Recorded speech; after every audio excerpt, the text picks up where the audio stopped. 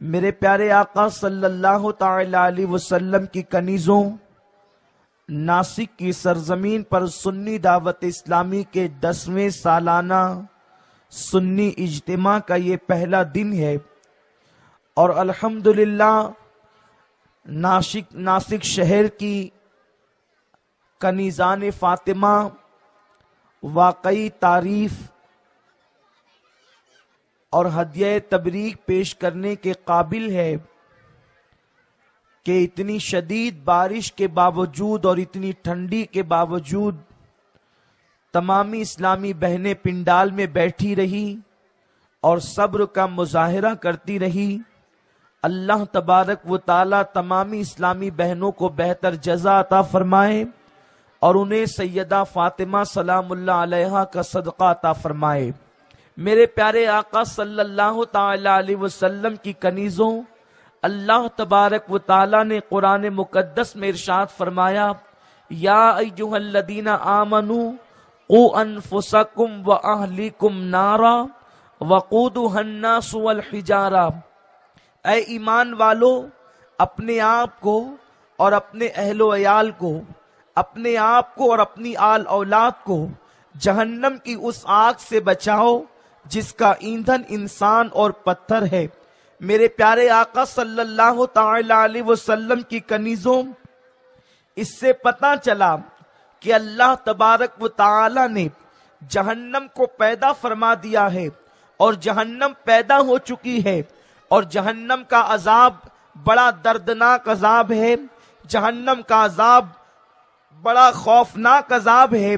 اے پیارے آقا صلی اللہ تعالی علیہ وسلم کی کنیزوں، اللہ کے رسول صلی اللہ علیہ وسلم نے ارشاد فرمایا کہ انسان جو تصور ہی نہیں کر سکتا، اس سے زیادہ خوفناک عذاب، اس سے زیادہ دردناک عذاب، اس سے زیادہ تکلیف دہ عذاب جہنم کا عذاب ہے۔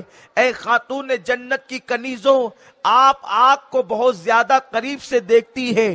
آگ کا سب سے زیادہ سابقہ عورتوں کو پڑتا ہے، اس لیے کہ جب وہ کھانا پکاتی ہے تب ان کو آگ کے سامنے ہونا ہوتا ہے، جب وہ چائے بناتی ہے ان کو آگ کے سامنے ہونا ہوتا ہے۔ اے خاتون جنت رضی اللہ تعالی عنہا کی کنیزوں، آپ اندازہ لگائیں کہ جب باورچی خانے کے اندر دوپہر کی گرمی ہوتی ہے اور اس کے بعد آگ جلانا پڑتا ہے تو عورتوں کو کتنی تکلیف ہوتی ہے، کتنی مصیبتوں کا سامنا ہوتا ہے۔ اے خاتون جنت رضی اللہ تعالی عنہا کی کنیزوں، یاد رکھو یہ جو دنیا کی آگ ہے اس کے بارے میں فرمایا گیا، جہنم کی آگ کو 70 مرتبہ جب رحمت کے پانی سے دھویا گیا تب کہیں جا کر کے دنیا کی آگ تیار ہوئی ہے۔ اے خاتون جنت کی کنیزوں، مجھے بتاؤ، جب جہنم کی آگ کو 70 مرتبہ رحمت کے پانی سے دھلا گیا ہے تب کہیں جا کر کے دنیا کی آگ بنی ہے۔ اب آپ مجھے بتائیں، جب دنیا کی آگ کی تپش کا یہ عالم ہے، جب دنیا کی آگ کی تکلیف کا یہ عالم ہے، جب دنیا کی آگ کی حرارت کا یہ عالم ہے، تو جہنم کی آگ کی حرارت کا عالم کیا ہوگا؟ اے خاتون جنت رضی اللہ تعالی عنہا کی کنیزوں، اس لیے اللہ تبارک و تعالی نہیں چاہتا کہ اس کے محبوب کے غلام اور اس کے حبیب کی کنیزیں جہنم میں جائے، اس لیے میرے کریم نے پہلے ہی اعلان کر دیا، یا ایھا الذین آمنوا قوا انفسکم واہلیکم نارا، اے ایمان والے مردو، تم بھی اپنے وجود کو جہنم کی آگ سے بچاؤ۔ اے ایمان والی عورتوں، تم بھی اپنے وجود کو جہنم کی آگ سے بچاؤ۔ صرف اپنے آپ ہی کو بچانے سے کام نہیں بنے گا، عورت اگر اپنے آپ کو جہنم کی آگ سے بچائے یا شوہر اپنے آپ کو جہنم کی آگ سے بچائے تو ذمہ داری پوری نہیں ہو جاتی، اس لیے کہ اللہ نے ارشاد فرمایا وَأَهْلِيكُمْ، اور تم اپنی اولاد کو بھی جہنم کی آگ سے بچاؤ۔ اس سے پتا چلا کہ ایک ماں کی ذمہ داری کیا ہے۔ ایک ماں کی ذمہ داری یہ ہے کہ وہ اپنے وجود کو بھی جہنم کی آگ سے بچائے۔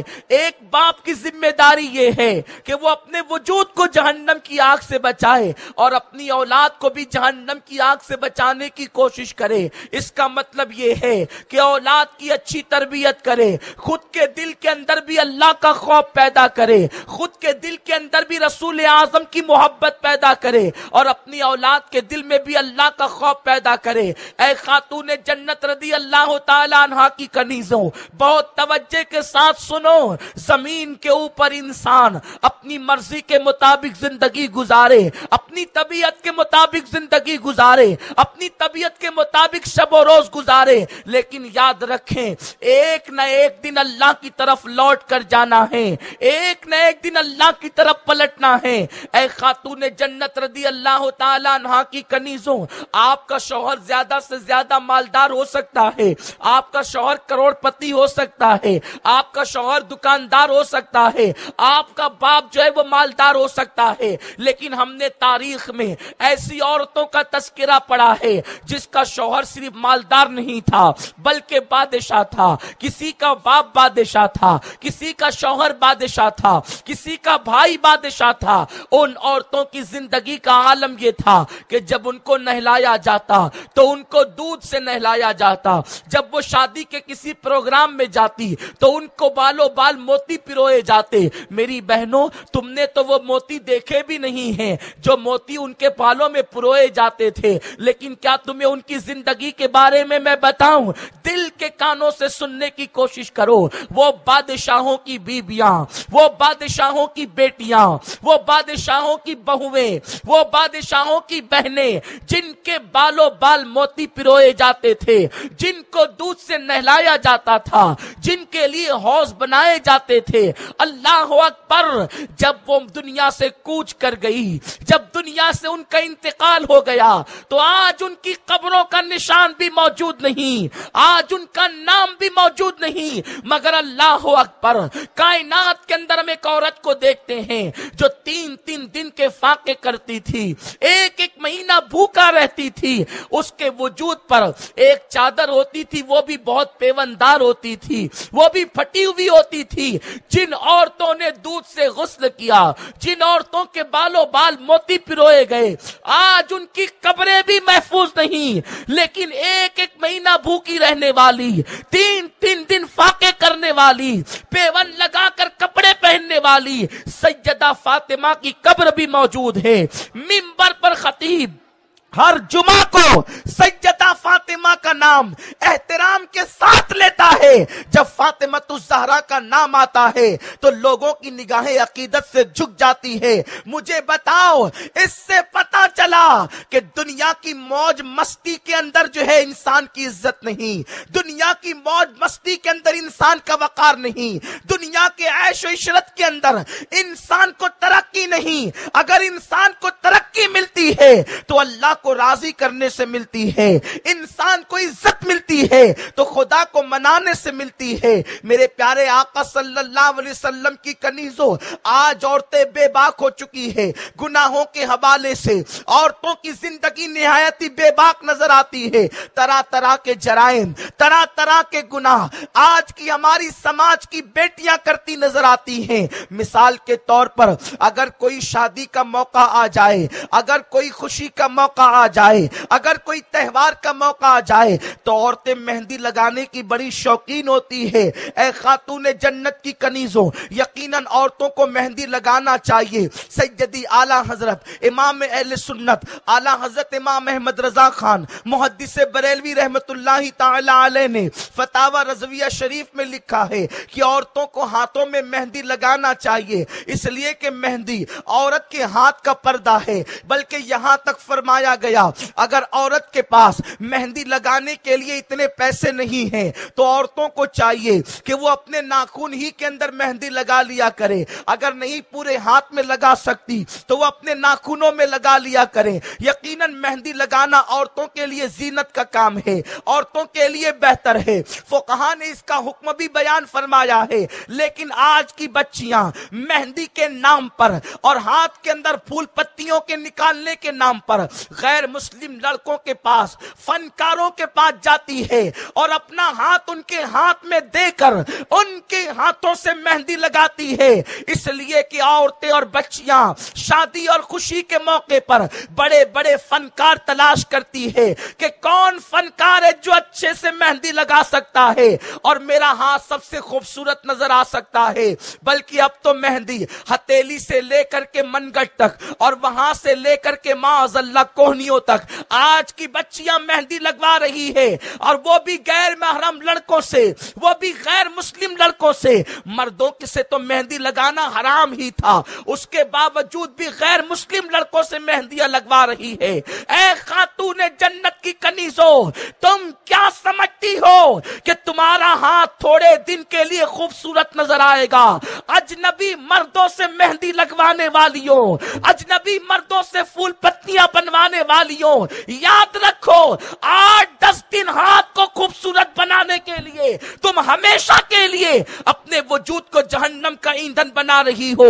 اگر تم نے مہندی لگانے کے لیے اپنا ہاتھ کسی مرد کے ہاتھ میں دے دیا تو تمہارا ہاتھ کہاں جائے گا؟ میرے آقا فرماتے ہیں اگر کوئی عورت اپنے ہاتھ کو کسی اجنبی مرد کے ہاتھ میں دے دے، اس ہاتھ پر سب سے زیادہ جہنم کا حق ہوا کرتا ہے، وہ ہاتھ جہنم کا ایندھن بنے گا، وہ ہاتھ جہنم میں جلے گا۔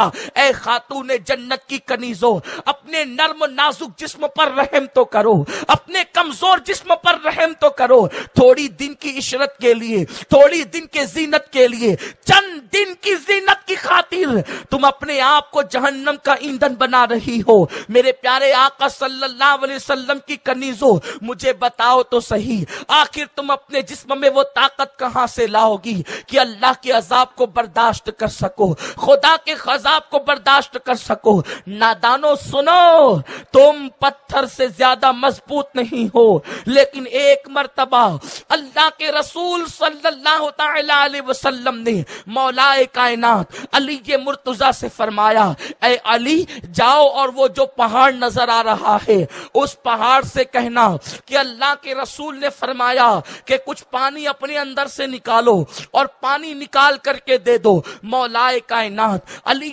مرتضیٰ جب پہاڑ کے قریب پہنچے ہیں تو پہنچنے کے بعد اس پہاڑ سے فرمایا، اے پہاڑ، میرے آقا نے فرمایا کہ تیرے اندر جو پانی ہے وہ نکال کر دے دے۔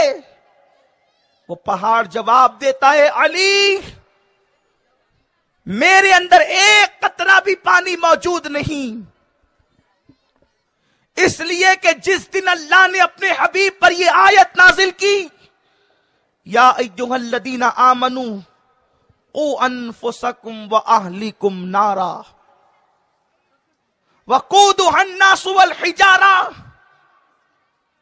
اے ایمان والو اپنے آپ کو جہنم کی آگ سے بچاؤ اور اپنے اہل و عیال کو جہنم کی آگ سے بچاؤ۔ جہنم کی آگ وہ ہے جس کا ایندھن انسان اور پتھر ہے۔ تو جب جہنم کا ایندھن پتھر کو بھی بتایا گیا اور انسان کو بھی بتایا گیا تو وہ پہاڑ کہتا ہے، میں اللہ کے خوف سے رونے لگا اور روتے روتے میرے سارے آنسو ختم ہو گئے، اب میرے اندر ایک قطرہ بھی پانی موجود نہیں، اس لیے میں پانی پیش نہیں کر سکتا۔ اے خاتون جنت کی کنیزوں، اے میری بہنوں، اپنے کمرے میں چپکلی کو دیکھ کر ڈر جانے والی میری بہنوں، ذرا سے اللہ اکبر پیاس کے قطروں کو آنکھ کے اندر برداشت نہ کرنے والی میری بہنوں، جس عذاب کو سننے کے بعد پہاڑ رونے لگتا ہے، جس عذاب کو سننے کے بعد پہاڑ آنسو بہاتا ہے اور ایک ایک آنسو کو ختم کر دیتا ہے، اے میری بہنوں، جس عذاب کو پہاڑ برداشت نہ کر سکے، جس عذاب کو پتھر برداشت نہ کر سکے، پتھر جس عذاب کو سن کر رونے لگے، اے میری ماؤں اور بہنوں، اے میری قوم کی بیٹیوں، اس عذاب کو تم کیسے برداشت کر سکو گی؟ آخر کیا ضرورت ہے کہ کسی مرد ہی سے مہندی لگوائی جائے؟ آخر کیا ضرورت ہے کہ ہاتھوں میں پھول اور پتیاں ہی بنوائی جائے؟ یاد رکھو، تم سادہ مہندی بھی لگا سکتے ہو، اور زیادہ سے زیادہ اگر بہت شوقی ہے تو کسی لڑکی سے لگوائی جائے۔ لڑکوں سے مہندی لگوانا حرام ہے، اپنے ہاتھ کو جہنم میں جلانے کے مترادف ہے، اپنے آپ کو جہنم میں ڈالنے کے مترادف ہے۔ اے خاتون جنت کی کنیزوں، اپنے آپ پر رحم کرو۔ اور آج کل ایک نحوست یہ بھی چل پڑی ہے، بڑے شہروں کے اندر جسم کے مساج کے نام پر آج کل ٹی وی کے اندر، سیریلوں کے اندر اور اشتہارات کے ذریعے سے یہ پھیلایا جا رہا ہے کہ جسم کا مساج کراؤ تو یہ فائدہ ہوگا اور وہ فائدہ ہوگا اور وہ فائدہ ہوگا۔ آج ہماری بیٹیاں جسم کے مساج کے نام پر کبھی کسی کلب میں جا رہی ہے، کبھی کسی آفس میں جا رہی ہے، اور جسم کے مساج کے نام پر بہت زیادہ گناہ بڑھتے جا رہے ہیں، جرائم بڑھتے جا رہے ہیں، بے حیائیاں بڑھتی جا رہی ہے۔ میری بہنوں یاد رکھو، اسلام مذہب حیا ہے، اسلام حیا کی تعلیم دیتا ہے۔ اللہ کے رسول صلی اللہ علیہ وسلم فرماتے ہیں جس کے پاس جتنی حیا موجود ہوگی اس کا ایمان بھی اتنا مضبوط ہوگا۔ جو لوگ مساج کروانے کے لیے جاتے ہیں یا جو بہنیں جسم کا مساج کرواتی ہے، لوگوں سے مساج کروانا بھی ناجائز ہے، اس لیے کہ ایک عورت کا پورا جسم عورت ہے اور کونی کے اوپر کا حصہ ایک عورت اپنی ماں کے سامنے بھی بلا عذر شرعی ظاہر نہیں کر سکتی۔ ایک جوان بیٹی کو اس کی اجازت نہیں کہ اپنی کونی کے اوپر کے حصے کو بغیر عذر شرعی کے اپنی ماں کے سامنے ظاہر کر دے۔ اب میری بہنوں بتاؤ کہ جب کونی کے اوپر کا حصہ ایک جوان بیٹی اپنی ماں کے سامنے کھول نہیں سکتی بغیر کسی عذر شرعی کے، تو پوری پیٹھ کو کھول کر کے معاذ اللہ مساج کرنے والی عورتوں کے سامنے لیٹ جانا، اس کی اجازت کون دے گا اور اس کی اجازت تمہیں کس نے دی ہے؟ یاد رکھو، یہ سیریل تمہیں گندگی کی طرف لے کر جا رہے ہیں، یہ سیریل تمہیں بے حیائی کی طرف لے کر جا رہے ہیں، یہ اشتہارات۔ یاد رکھیں، اسلام میں کسی ایسے مساج کا تصور نہیں جو حرام کام کی طرف لے جاتا ہے۔ سنو، اگر کوئی اشتہار والا یہ کہتا ہے کہ مساج کرانے سے تھکن ختم ہو جاتی ہے، تو اس سے بہترین علاج تھکن کا میرے مصطفیٰ نے تمہیں عطا فرمایا ہے، مصطفیٰ پیارے نے عطا فرمایا ہے۔ وہ علاج کیا ہے؟ اللہ کے رسول صلی اللہ علیہ وسلم کی مقدس بیٹی جسے دنیا سیدہ فاطمہ کے نام سے جانتی ہے، چکی اپنے ہاتھوں سے چلاتی ہے، پانی اپنے ہاتھوں سے بھرتی ہے۔ اللہ اکبر، پانی کا مشکیزہ اٹھاتے اٹھاتے سیدہ فاطمہ کی پیٹھ پر اللہ اکبر مشکیزے کے نشان پڑ گئے ہیں، چکی چلاتے چلاتے ہاتھوں کے اندر چھالے پڑ گئے ہیں، گھر کا کام کرتے کرتے حضرت فاطمہ کے ہاتھوں میں چھالے پڑ گئے ہیں۔ ایک دن سیدہ کائنات سیدہ فاطمہ الزہرا سلام اللہ علیہا سے مولائے کائنات علی مرتضیٰ کہتے ہیں، فاطمہ جاؤ اور جا کر کے تمہارے بابا جان سے کہنا کہ وہ کوئی کنیز تمہیں عطا کر دے، تاکہ وہ کنیز کام کے اندر تمہارا ساتھ دیا کرے، تمہارا ہاتھ بٹایا کرے۔ اتنا سننا تھا، سیدہ کائنات سیدہ فاطمہ سلام اللہ علیہا میرے آقا کی بارگاہ میں جاتی ہے، یعنی اپنے بابا کی بارگاہ میں جاتی ہے۔ اللہ اکبر، میری بہنوں غور سے سنو، تمہیں اتنے کام نہیں ہیں، تمہیں اتنی تھکن نہیں ہے جتنی تھکن سیدہ فاطمہ کے پاس تھی۔ اللہ اکبر، گھر کا سارا کام خود ہی کرتی ہے، اور جب کنیز مانگنے کے لیے، کنیز لینے کے لیے بارگاہ رسالت میں پہنچتی ہے، تو پہنچنے کے بعد کیا دیکھا کہ مانگنے والوں کی بھیڑ لگی ہوئی ہے، مانگنے والوں کی قطار لگی ہوئی ہے۔ سیدہ فاطمہ دور سے سارا منظر دیکھتی ہے اور دیکھنے کے بعد واپس گھر لوٹ جاتی ہے۔ میرے سرکار مصطفیٰ جان رحمت صلی اللہ تعالی علیہ وسلم جب اپنے غلاموں کو تقسیم کر دیتے ہیں، مال و دولت، کنیز اور غلام تقسیم کر دیتے ہیں، تو اپنی بیٹی سیدہ کائنات سیدہ فاطمہ کے گھر تشریف لاتے ہیں، اور تشریف لانے کے بعد فرماتے ہیں، بیٹی میں لوگوں کو غلام اور کنیز تقسیم کر رہا تھا، میں لوگوں کے درمیان مال تقسیم کر رہا تھا، تو اس وقت میں نے دیکھا کہ تم میرے پاس آئی تھی لیکن تم ملاقات کیے بغیر واپس ہو گئی۔ تو سیدہ کائنات سیدہ فاطمہ سلام اللہ علیہا عرض کرتی ہے، بابا جان میں آئی تو تھی لیکن بھیڑ بھیڑ دیکھ کر میری ہمت نہ ہوئی، کہا کہ میں کوئی سوال کروں۔ آقا نے فرمایا بیٹی کیوں آئی تھی؟ میرے سرکار سے عرض کرتی ہے سیدہ بابا جان میرے گھر میں کوئی غلام اور کنیز میرا ساتھ دینے والا نہیں ہے، اس لیے علی نے مجھ سے کہا تھا کہ بہت سارے غلام اور کنیز آئے ہوئے ہیں، تمہارے بابا سب کو تقسیم کر رہے ہیں، تم جا کر کے کچھ کنیز اور غلام مانگ کر کے لاؤ، اسی لیے میں آئی تھی، لیکن لوگوں کی بھیڑ دیکھ کر میری ہمت نہیں ہوئی۔ تو میرے سرکار نے فرمایا بیٹی فاطمہ ابھی تو احد اور بدر کے یتیموں کا حق باقی ہے، میں تمہیں کیسے یہ غلام دے سکتا ہوں، میں تمہیں کنیزیں کیسے دے سکتا ہوں، لیکن بیٹی سنو میں غلام اور کنیز سے بہترین چیز تمہیں دیتا ہوں، جب تم بستر پہ جایا کرو تو 33 مرتبہ سبحان اللہ پڑھ لیا کرو، 33 مرتبہ الحمدللہ پڑھ لیا کرو، اور 34 مرتبہ اللہ اکبر پڑھ لیا کرو۔ جب تم یہ پڑھ لو گی اللہ تمہاری تھکن کو دور فرما دے گا۔ اے خاتون جنت کی کنیزوں، یہ سبحان اللہ الحمدللہ اللہ اکبر پڑھ کر تم دنیا کی تھکن کو دور کر سکتی ہو اور آخرت میں اپنے لیے ثواب کا ذخیرہ اکٹھا کر سکتی ہو۔ یہ مساج کی بے حیا رسمیں، یہ مساج کا گندا ماحول، یہ مساج کے گندے تصورات تمہیں گناہوں کی طرف لے جائیں گے، تمہیں جہنم کی طرف لے جائیں گے۔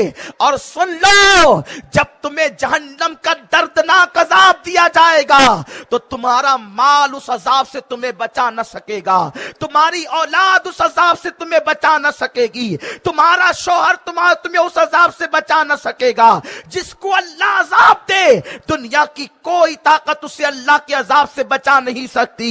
اور سنو اپنی جوانی پر ناز نہ کرنا، اپنی دولت پہ غرور کر کے اللہ کو ناراض نہ کرنا، اپنی دولت کی بنیاد پر، اپنی جوانی کی بنیاد پر، مالدار شوہر کی بنیاد پر خدا کو ناراض نہ کرنا، ورنہ یاد رکھیں جو اللہ دولت دینے پر طاقت رکھتا ہے وہ خدا دولت چھیننے پر بھی طاقت رکھتا ہے، جو خدا جوانی کی قوت دینے پر طاقت رکھتا ہے وہ خدا جوانی کی قدرت چھیننے پر بھی طاقت رکھتا ہے۔ تم کیا سمجھتی ہو جوانی اور دولت کی بنیاد پر زمین کو چیر دو گی؟ اللہ کی نافرمانی کر کے تم اپنا فائدہ نہیں کر سکتی۔ بہت سی عورتوں کو ہم نے دیکھا ہے کہ اللہ اکبر مالدار شوہر ملنے کے بعد، اچھا مکان ملنے کے بعد، دولت کی فراوانی کے بعد جب وہ اللہ کی نافرمان ہو گئی، جب انہوں نے اللہ کی نافرمانی کی تو اللہ نے ان کو بیماریوں میں مبتلا کر دیا، اور جب بیماری میں مبتلا ہو گئی تو جو شوہر کبھی آگے پیچھے گھومتا تھا بیماری کی بنیاد پر چھوڑ کر، کبھی وہ دوسری بیوی کی طرف مائل ہو گیا، کبھی وہ کسی اور کی طرف مائل ہو گیا۔ اس لیے خاتون جنت کی کنیزوں اللہ کو ناراض کر کے نہ تم دنیا میں سکون پا سکتی ہو نہ آخرت میں سکون پا سکتی ہو۔ اس لیے اپنے اللہ کو راضی کرنے کی کوشش کرو، اپنے رسول کو راضی کرنے کی کوشش کرو۔ اللہ نے دیا ہے تو اللہ کی نافرمانی میں خرچ نہ کرنا، اللہ نے دیا ہے تو رسول اعظم کا دل دکھانے میں خرچ نہ کرنا۔ جب اللہ نے دیا ہے تو تلاوت قرآن کرو، غریبوں پر صدقہ کرو، غریبوں پر خیرات کرو۔ اے خاتون جنت کی کنیزوں، آج ہم عورتوں کو دیکھتے ہیں اگر مالدار شوہر مل جائے یا مالدار گھرانے میں ایک عورت پیدا ہو، اس کا باپ مالدار ہو تو گناہوں کی راہوں میں عورتیں پیسہ خرچ کرتی ہے، نیکی کی راہ میں خرچ نہیں کرتی۔ لیکن آؤ میں تمہیں بتاؤں جب اللہ کی دی ہوئی دولت کو اور اللہ کی دی ہوئی طاقت کو خدا کی نافرمانی میں خرچ کیا جاتا ہے تو اللہ وہ نعمتیں چھین لیتا ہے، بے قراری میں مبتلا کر دیتا ہے، بے چینی میں مبتلا کر دیتا ہے۔ اے خاتون جنت کی کنیزوں سنو سنو، تمہارے گھر کے اندر سب کچھ موجود ہے پھر بھی تم خدا کی نافرمانی کر رہی ہو۔ لیکن آؤ ذرا سیدہ کائنات کی زندگی کو دیکھو، سیدہ فاطمہ سلام اللہ علیہا کی زندگی کو دیکھو۔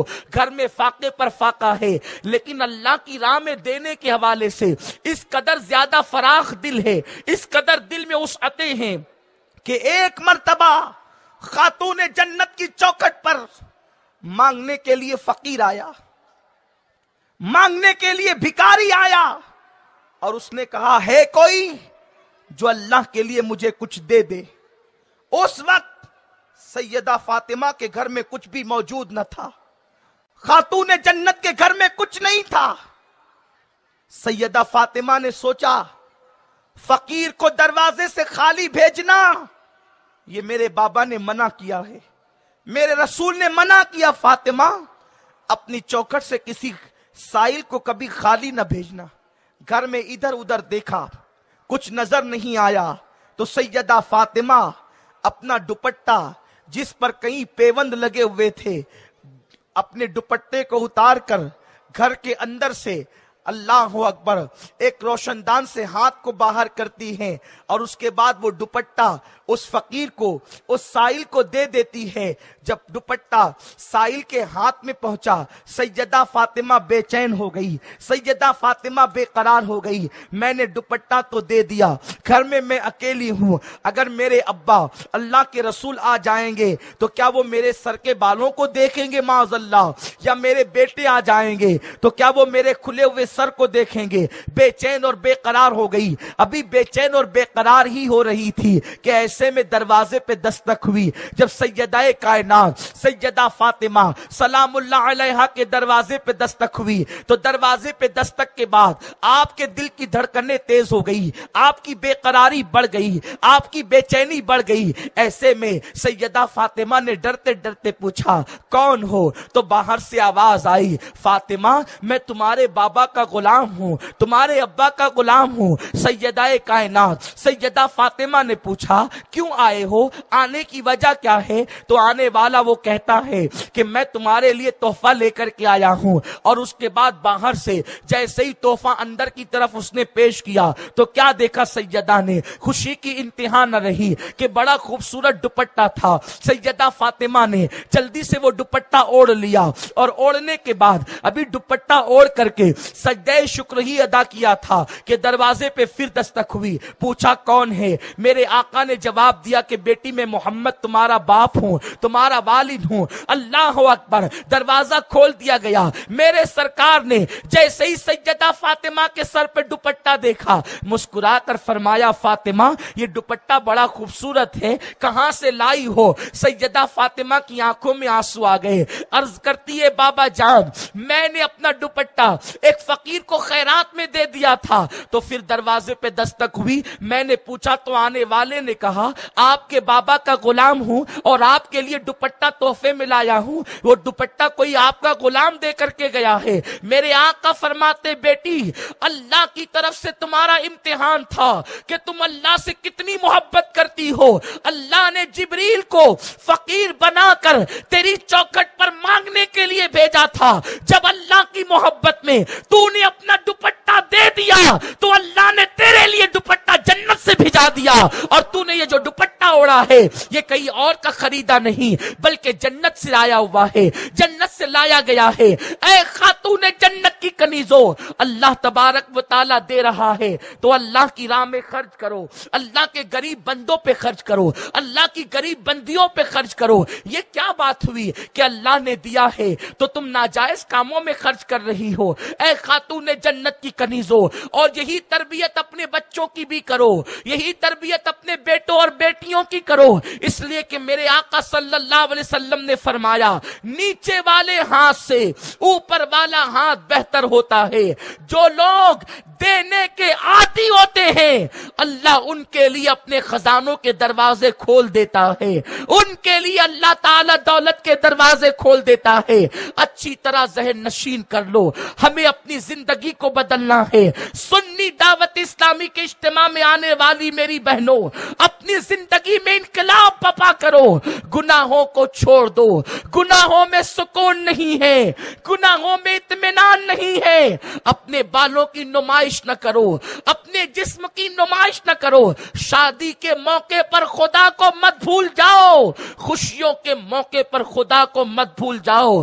دنیا کی جو قوم خوشیوں کے موقع پر اللہ کو بھول جاتی ہے اور گناہ کرتی ہے، اس قوم سے اللہ ہمیشہ کے لیے خوشیوں کو چھین لیتا ہے۔ اللہ اس قوم قوم سے خوشیاں چھین لیتا ہے۔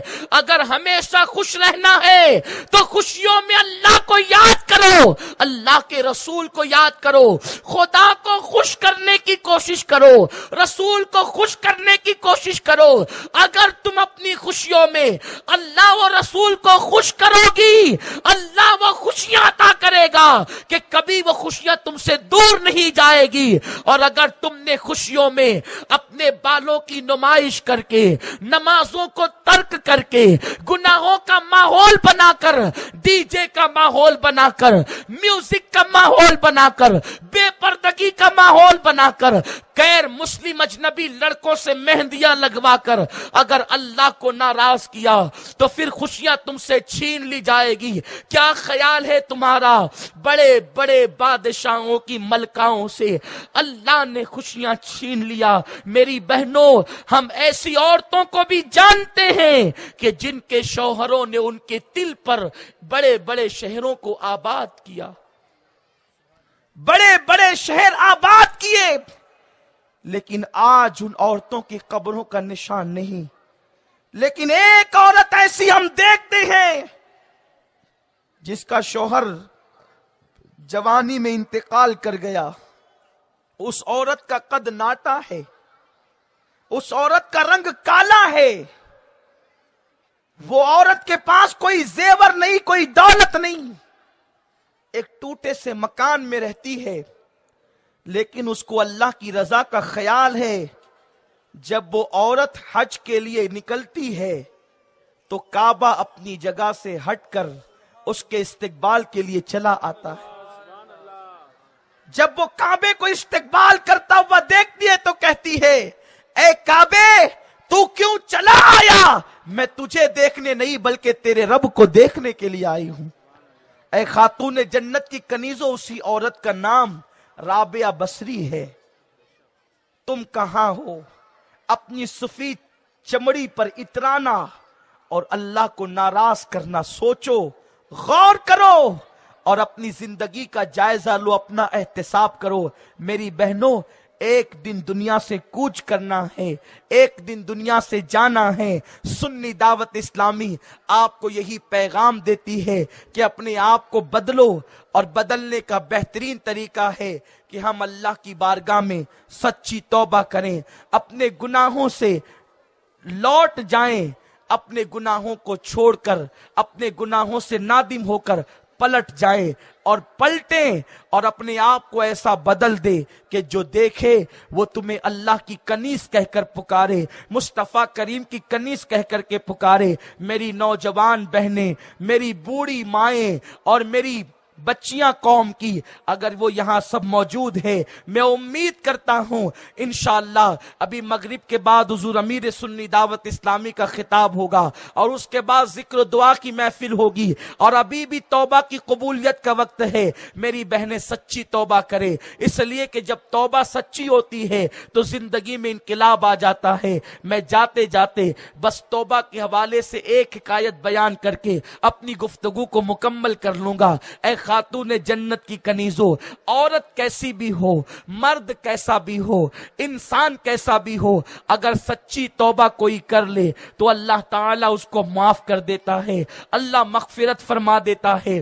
میں امید کرتا ہوں کہ بہت توجہ کے ساتھ میری بہنیں میری آخری کی گفتگو کو سماعت کرے گی۔ اے خاتون جنت رضی اللہ تعالیٰ عنہ کی کنیزوں، ایک مرتبہ حضرت ذوالنون مصری رضی اللہ تعالیٰ عنہ کی بارگاہ میں مصر کے کچھ لوگ آتے ہیں اور آنے کے بعد کہتے ہیں، اے ذوالنون، ہمارے محلے کے اندر ایک رقاصہ ہے جو بڑی فاحشہ ہے، جو بہت گنہگار ہیں، ایک کام کرے اس رقاصہ کو آپ محلے سے باہر نکال دیں، مصر سے باہر نکال دیں۔ حضرت ذوالنون مصری نے جیسے ہی سنا، آپ اللہ کے ولی تھے، آپ فرماتے ہیں، لوگو اگر تم اس کو نکالنا ہی چاہتے چاہتے ہو تو ایک کام کرو اس کو گناہوں سے دور کروا دو، اس لیے کہ اگر ہم اپنے محلے سے یا اپنے ملک سے نکال دیں گے تو وہ کہیں اور جا کر گناہ کرے گی، وہ کہیں اور جا کر کے برائی کرے گی،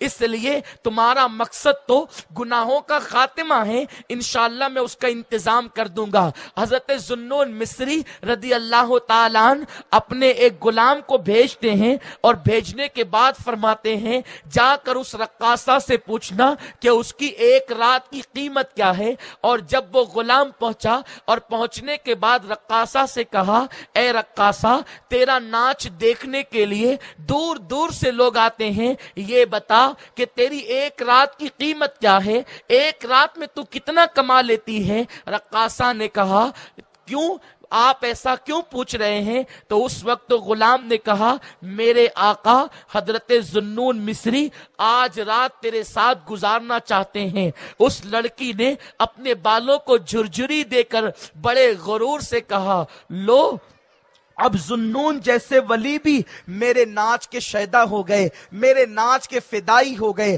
اور اس نے اپنی قیمت بتا دی۔ اس کے بعد حضرت ذوالنون مصری کا غلام جب ان کے پاس پہنچا اور پاس پہنچنے کے بعد قیمت بتائی، ذوالنون مصری تیار ہو گئے۔ اللہ اکبر! رقاصہ سوچ رہی تھی کہ شاید ذوالنون مصری بھی اور مردوں کی طرح میرے ساتھ کھیل تماشا کریں گے، میرا ناچ دیکھیں گے، لیکن اللہ اکبر!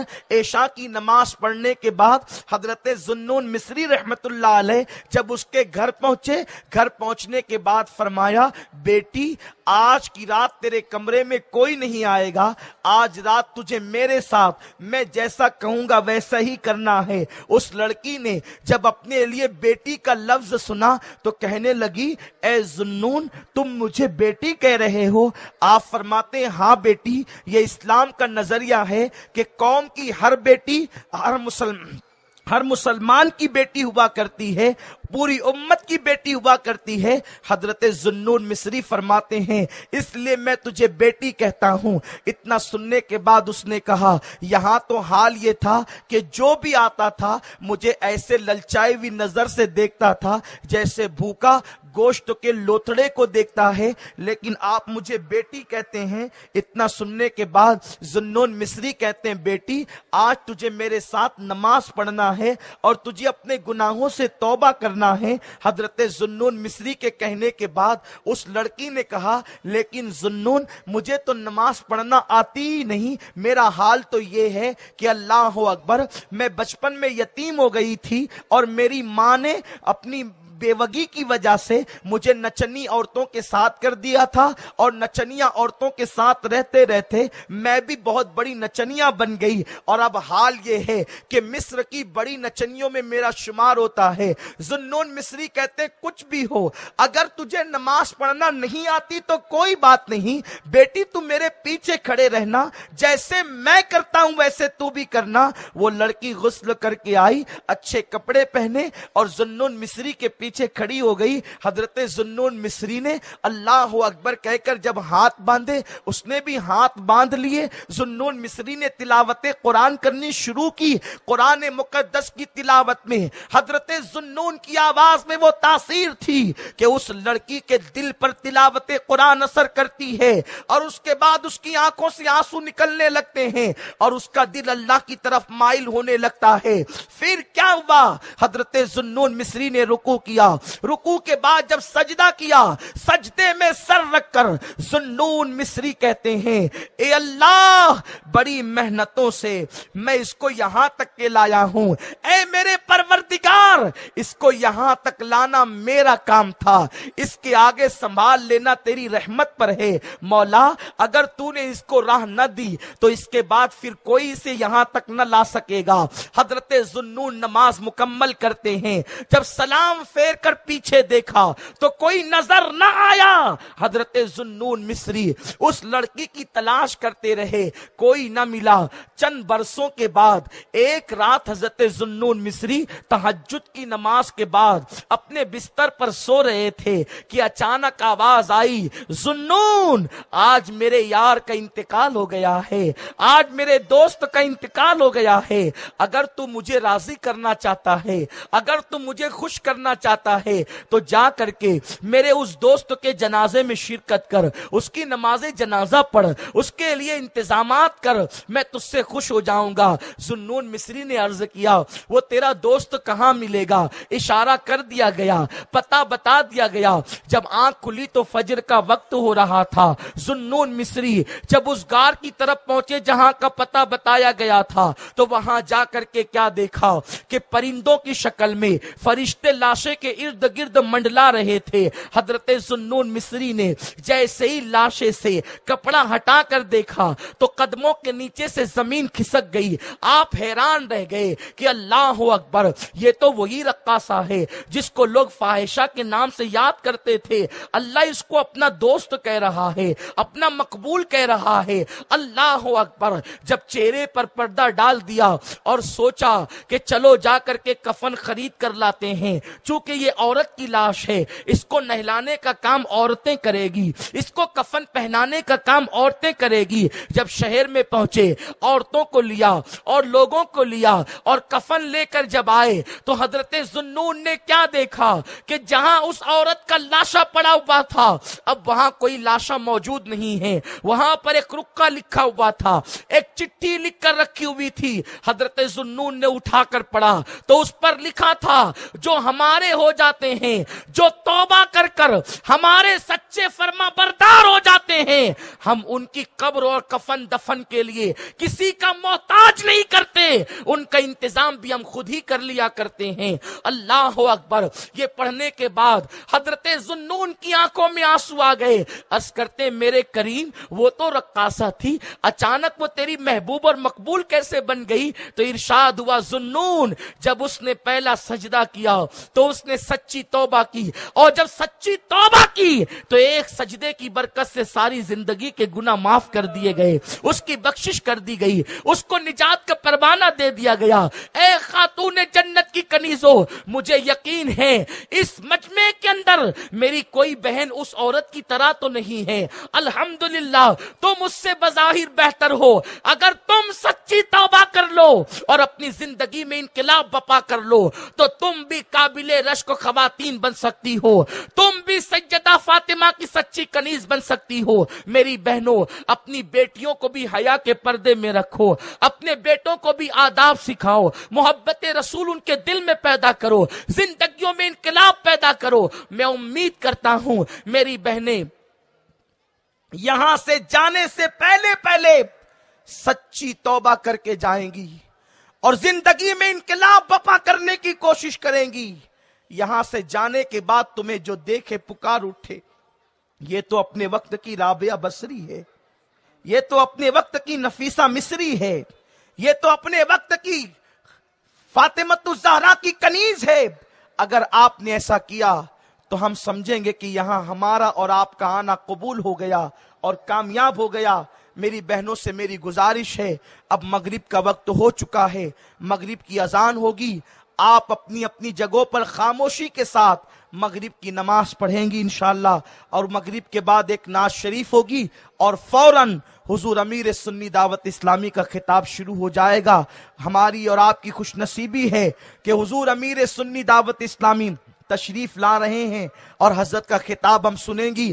جو بہنیں اب تک کسی سچے پیر کے ہاتھ پر مرید نہیں ہوئی ہیں، میں ان بہنوں سے گزارش کرتا ہوں کہ حضور امیر سنی دعوت اسلامی اپنے خطاب کے بعد آپ سب کو مرید فرمائیں گے، داخل سلسلہ فرمائیں گے اور آپ غوث اعظم کی کنیزوں میں داخل ہو جائے گی۔ یاد رکھیں حضور امیر سنی دعوت اسلامی سلسلہ عالیہ قادریہ کے شیخ طریقت ہیں، جو آپ سے مرید ہوگا گویا وہ سلسلہ قادریہ میں داخل ہو جائے گا۔ اس لیے میری بہنوں، میرے آقا غوث الاعظم نے فرمایا ہے، میرے غوث نے کہا ہے کہ میرے مریدوں پر میرا سایہ ایسے ہے جیسے آسمان کا سایہ زمین پر ہوا کرتا ہے، اور میرے مرید کو نہ دنیا میں کوئی خطرہ ہے نہ آخرت میں کوئی خطرہ ہے۔ جو بھی میرا مرید ہوگا وہ مرنے سے پہلے پہلے توبہ کر کے مرے گا اور اس کا خاتمہ ایمان پر ہوگا۔ اس لیے اگر تم غوث پاک کے سلسلے کی برکت کو حاصل کرنا چاہتی ہو تو حضور امیر سنی دعوت اسلامی کے ہاتھ پر بیعت کر کے سرکار غوث الاعظم کے سلسلے میں آپ داخل ہو جائیں اور اپنی زندگی میں انقلاب پیدا کریں۔ مجھے امید ہے کہ میری بہنیں ہماری باتوں پر توجہ کریں گی۔ اللہ تعالیٰ دوران گفتگو اگر کوئی غلطی ہو تو معاف فرمائے۔ اللہ پوری امت کی بچیوں کی عزت و عصمت کی حفاظت فرمائے۔ تمام میری بہنوں جنہوں نے بہت خاموشی کے ساتھ میرے ٹوٹے پھوٹے الفاظ کو سنا، اللہ میری ساری بہنوں کی جائز مرادیں پوری فرمائے۔ جن کو رشتے نہیں آتے اللہ ان کے لیے اچھے رشتوں کا انتظام فرمائے۔ جن کے شوہر ان سے ناراض رہتے ہیں اللہ ان میاں بیوی میں ایسی محبت پیدا کرے جیسے مولا علی اور سیدہ فاطمہ کے درمیان محبت تھی۔ اللہ پاک جن ساس اور بہو کے جھگڑے ہیں ان کا خاتمہ کر کے اللہ تبارک و تعالی گھروں کے اندر محبتوں کا ماحول پیدا فرمائے، اور اللہ آپ سب کو خوشیاں عطا فرمائے۔ دوران گفتگو کوئی غلطی ہو تو اللہ معاف کرے۔ وما علینا الا البلاغ۔ السلام علیکم ورحمۃ اللہ وبرکاتہ۔